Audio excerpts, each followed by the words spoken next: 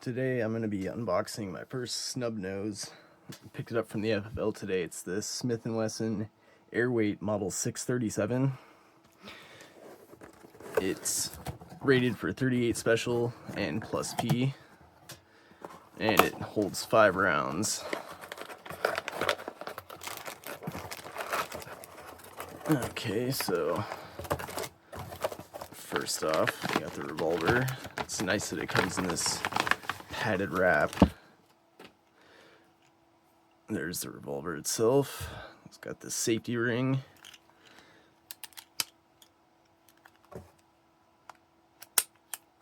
Now let's take a look and see what's in the rest of the box.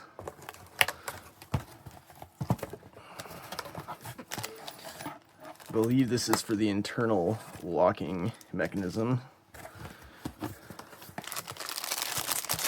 It's got a lock, and this is the trigger lock. It's a key for the trigger lock. And then we just got your standard paperwork that comes with every other firearm. And then we got the owner's manual.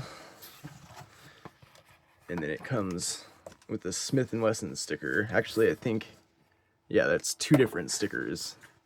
So you get the text and then the logo in sticker form. And here's a look at the inside of the box. What it says. Looks like it just is a congratulations, and then there is a QR code to scan. I'm assuming to register. Yeah, register it at smithwesson.com. Now, let's take a look at the revolver. This one has a hammer on it.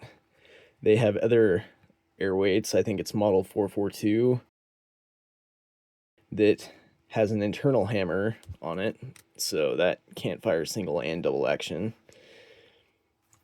Comes with these rubber grips, and I believe that is the internal locking mechanism right there. Let's go ahead and see how that works. Yeah, it's unlocked right now. Just show that it's not loaded. Okay, so I'm assuming, yeah, you turn it counterclockwise, and that keeps the trigger and the hammer from being able to be pulled. And then turn it clockwise, and it's unlocked.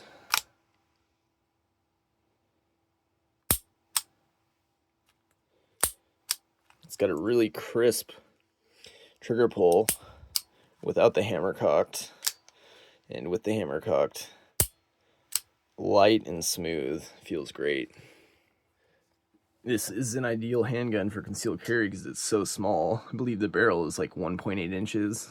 And it's made from a stainless steel and alloy construction that's resistant to corrosion caused by humidity from your body or perspiration that would cause it to rust if you're concealed carrying it. The great thing about a snub nose like this is you got all kinds of options for a holster. That's just a inside the waistband holster. As you can see, with the holster, it's still very small and manageable. And then you got other options such as this, which is an ankle holster. You just put it in there and then wrap the strap around your leg. And then you don't have to deal with it being in your waist or anything. It's not the most comfortable, but sometimes it's more comfortable than getting stabbed in the gut when you sit down.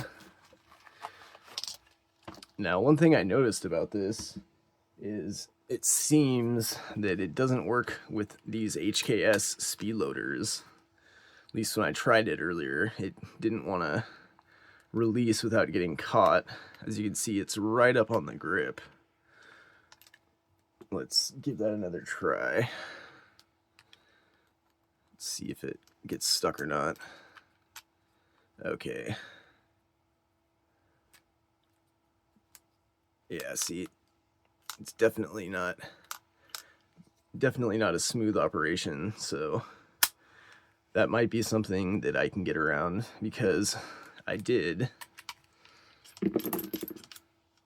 purchase some Pachmayr grips to put on there, because I just have always preferred the look and the feel of wood grips compared to rubber Hogue grips. So I'm gonna put these on and then see if that gives me the clearance for the speed loader. Other than that, I know in the instruction manual it mentioned something about using moon clips, so maybe I'll go that route if it doesn't work with these Pachmayr grips. Alright, I just wanted to give a quick update. I just got done installing the Pachmayr grips that I got for this, and these grips give you the ability to use the speed loader without the grips interfering with retracting it. As I showed before, it wasn't usable with the OEM grips, but now it's a lot smoother. There was a little bit of a catch up that time, but the first time I did it, I didn't experience that, so let me just give that another try. Okay.